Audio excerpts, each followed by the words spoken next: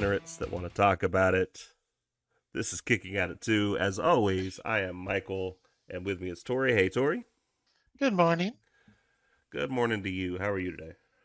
I'm all right. It's a good Good, day. good, It's good. nice outside.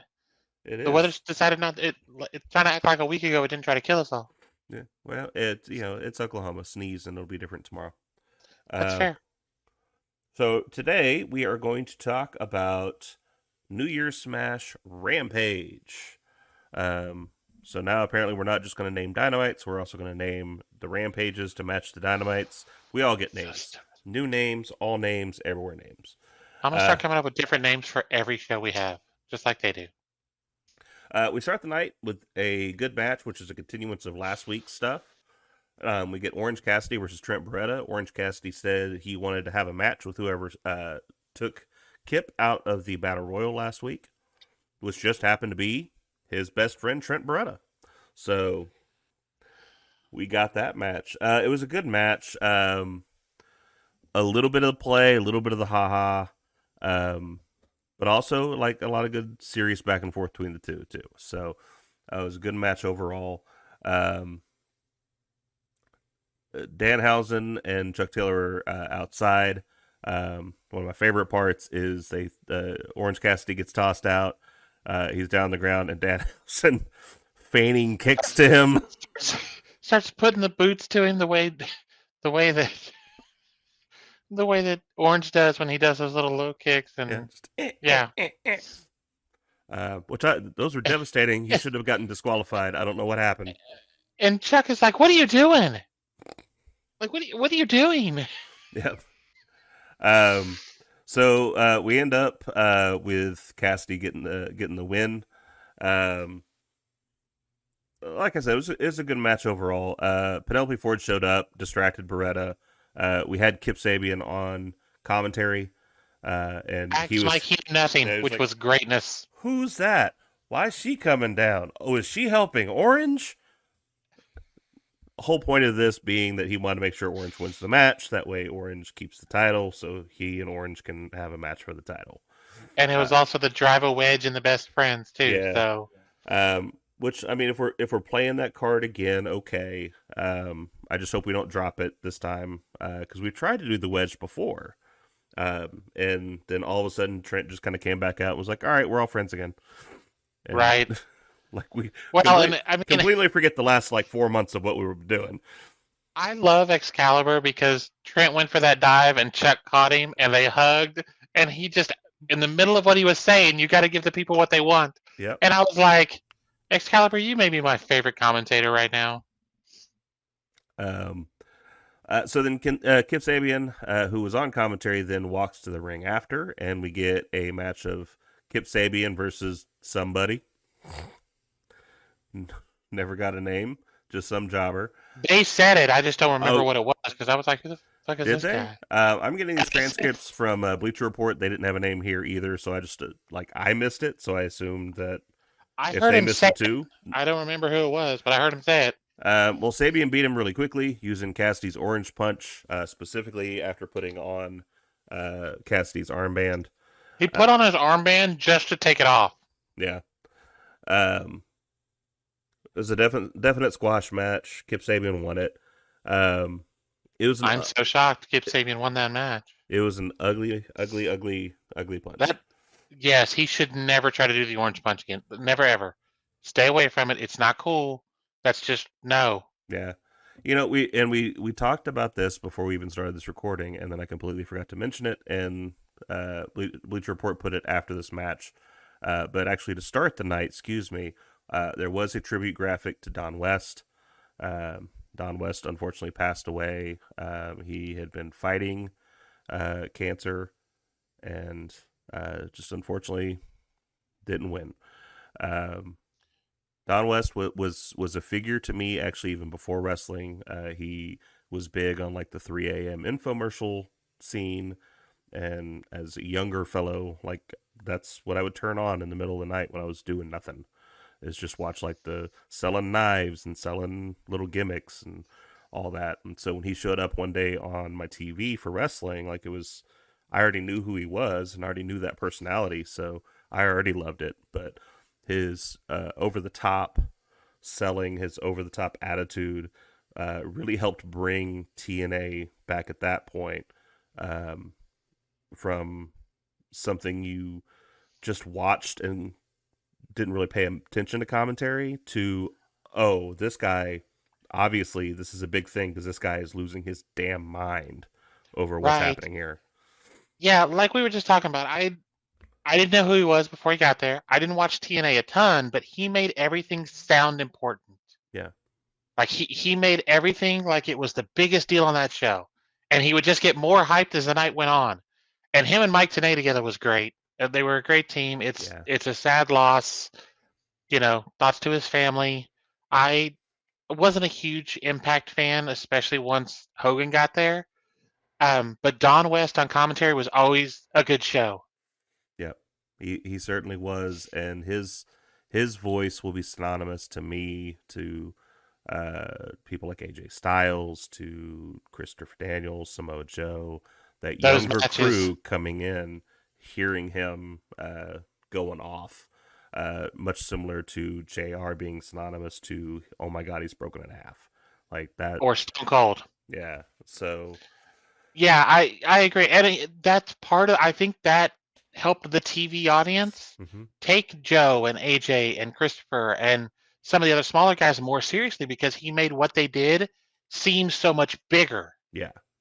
Yeah, despite the fact that on other channels you've got people, 6'3", 6'6", fighting for stuff, and you've got these guys that are, between 5 foot and 6 foot, and made them seem larger than life just by how impressed he sounded to everything Yeah. that was going on. Yeah. So Definitely good to see him get his talks here. He also very gets a classy little on talk on. AEW's part. Yeah, he also gets a little mention on WWE, which we'll talk about that at a later date. But he was beloved. Like, he was one of those that I never heard a bad thing about Don West. I heard, Right. aside from people that just didn't like his commentary, but Right. I've never heard that he said a bad word or had a cross thought of anybody. Um, Right. to steal a phrase from one of my mentors, Kevin Smith, big bucket of win. This Yeah. guy, and um, he will be missed. Yeah. So, No, and he didn't work there, but how many people that are there did he work with? So absolutely. yeah, no, I appreciate that they did it.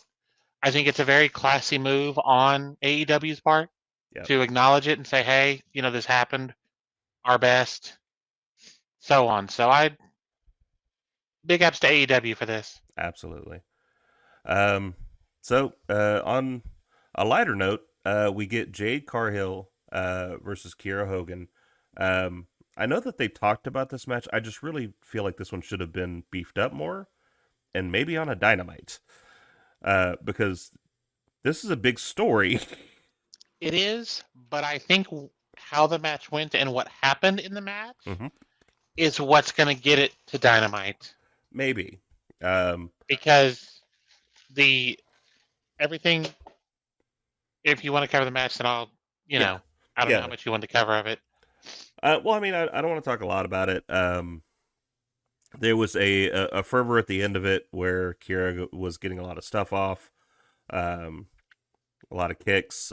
Did the uh, jumping jumping drop kick in the corner with Jade laying down. Um, Looked like we were going to get a good ending for her. I still never bought it. With me, it's a that's to me, and we'll get into it more, but that's why I wanted it built up more, because I felt like this could have been the one of, oh, this might actually happen, this might actually be the one. Right. And it being this match on a Rampage, I didn't really see that happening. um So but so just real quick, just to finish out the match, um we end up getting a moment when they're out on the floor, where one of the baddies is holding Kiera, and go ahead. oh, I thought you were trying to think of the name, or I was trying to think of her name. so I don't remember her name. Layla Gray is the one that Layla was Gray, holding that's her. who it is. And so Cargill's reaching back as she's going to punch Hogan, who's being held, and then Red Velvet stops her from punching Kiera Hogan. So that moment is why I think they're going to make this more, because I think Red Velvet's going to end up getting with Kiera Hogan, and they may do tag matches. I think Jade's first loss is going to be because of Kiera Hogan. I think they're getting rid of the baddies. Okay. Or because, I mean, it's going to be because of Layla Gray. Okay. Because this whole thing with Red Velvet's been brewing for a few weeks. There's been several things. Oh yeah. And then that happened, and then at the end of the match, Red Velvet bounced while Jade was still in the ring. Like, she was celebrating, she saw Layla, and she's looking for Red Velvet, like, where's she at? And she's halfway up the ramp. Yeah. So I think this was an okay loss for Kiera Hogan, because I think they're going to do more with this, and I think it's going to make it a bigger thing. I definitely think Red Velvet or Kiera Hogan is her first loss.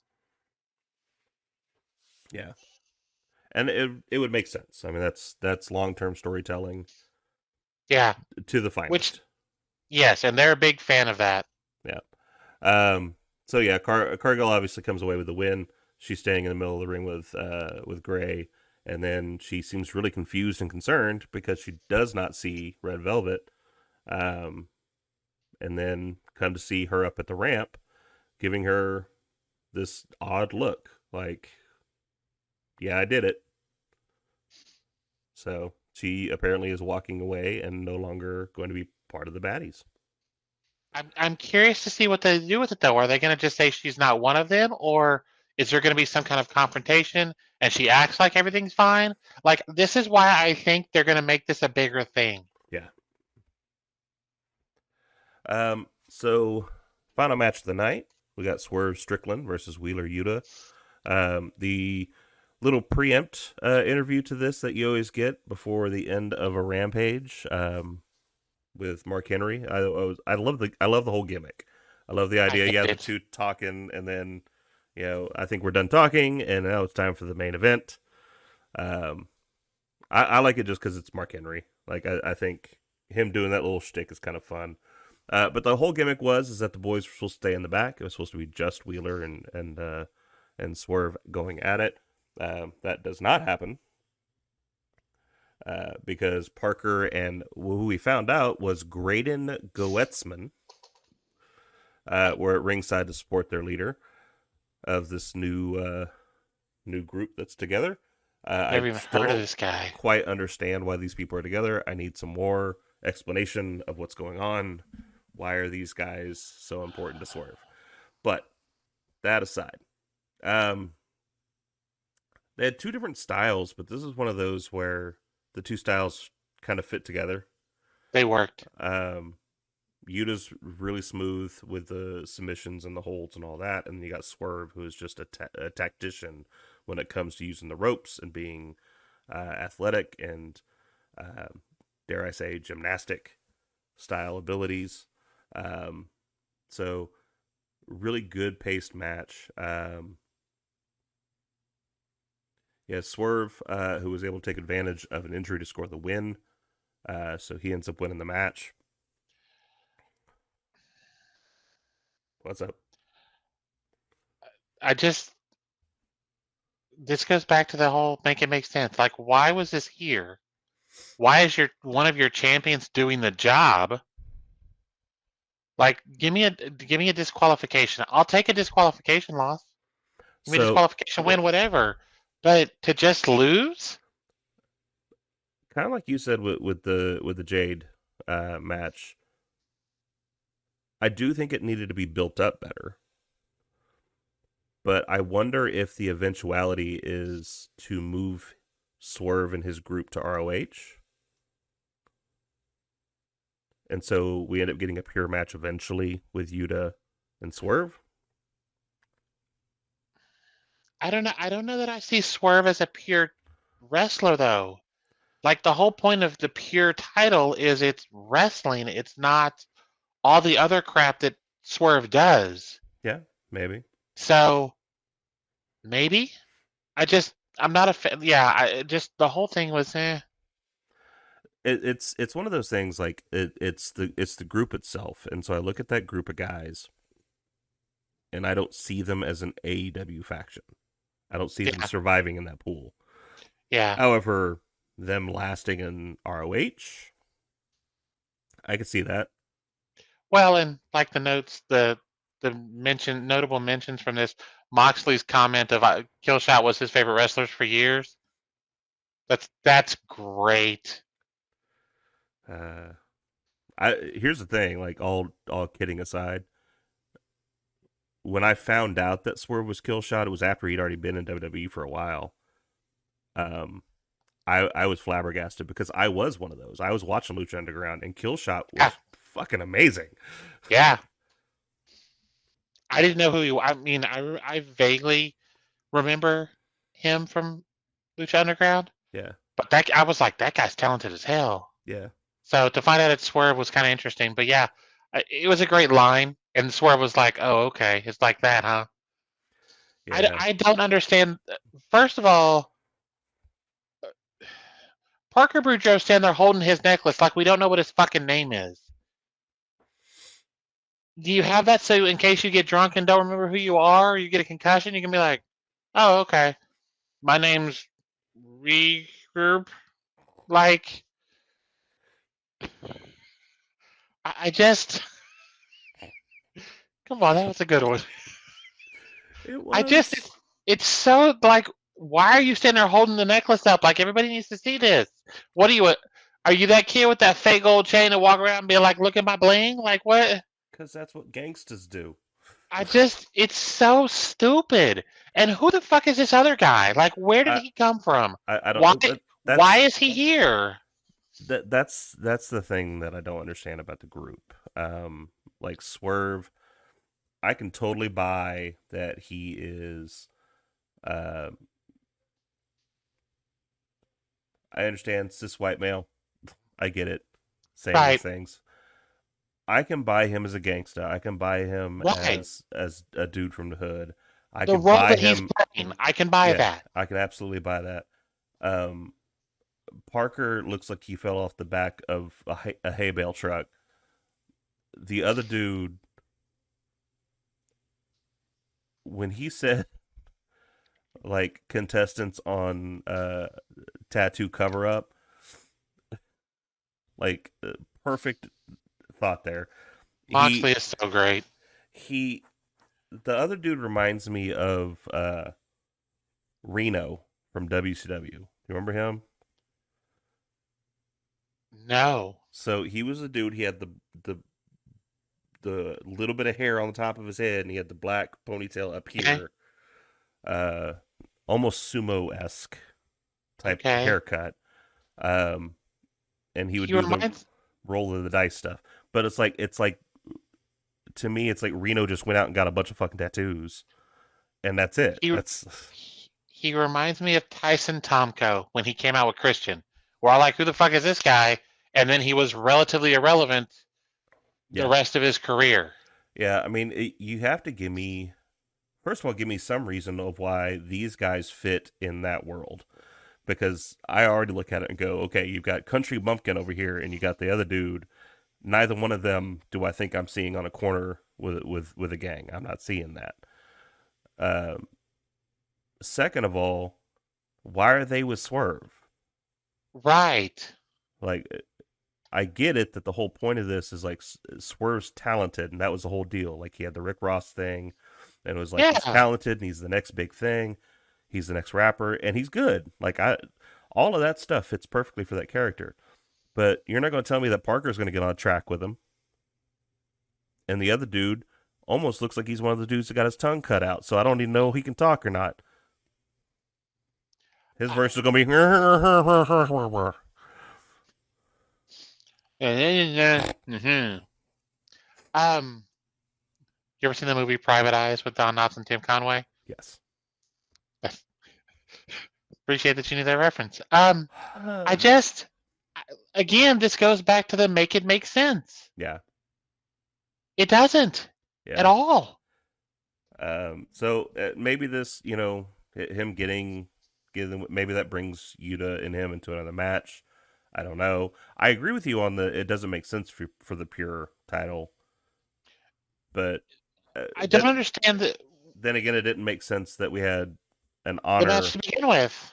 Well, that too. Well, I just meant as far as like Jericho being the Ring of Honor champion, and that was the whole point of like Ring of Honor is supposed to be an honor I bound honestly no. thing. See, I was fine with the Jericho thing because it was on. He basically was doing the Honor No More gimmick from TNA Mm-hmm. in AEW, which I'm fine with. You want to say this is how it is, and it's stupid, and I don't like it, so I'm going to do the opposite. Okay, it at least made sense. Mm-hmm. And he's Chris Jericho. I mean, the dude got a piece of paper over. Mm-hmm. I will never doubt Chris Jericho. I don't care what they do with him. I will never doubt the man. He got Ask Him Ref over.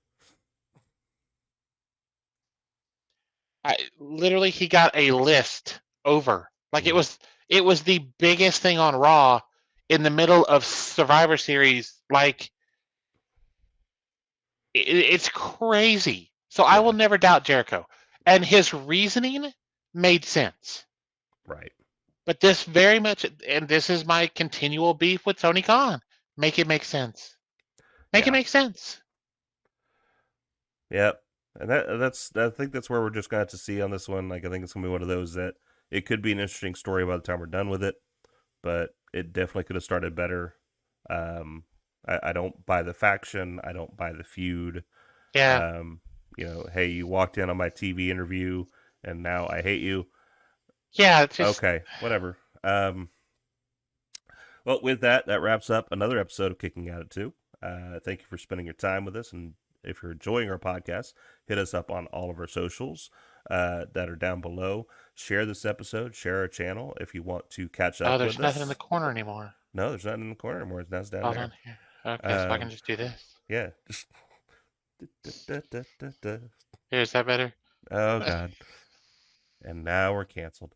If you need to catch up with us or want to watch some of our past ones, go back and watch at least our Eric Bischoff Getting Heat episode, because that's gotten crazy numbers and a lot of fun comments. I said I'm going to have to go look at the comments. Yeah. Follow us here on youtube.com at Kicking Out at 2. Until next time, I am Michael. That is Tori.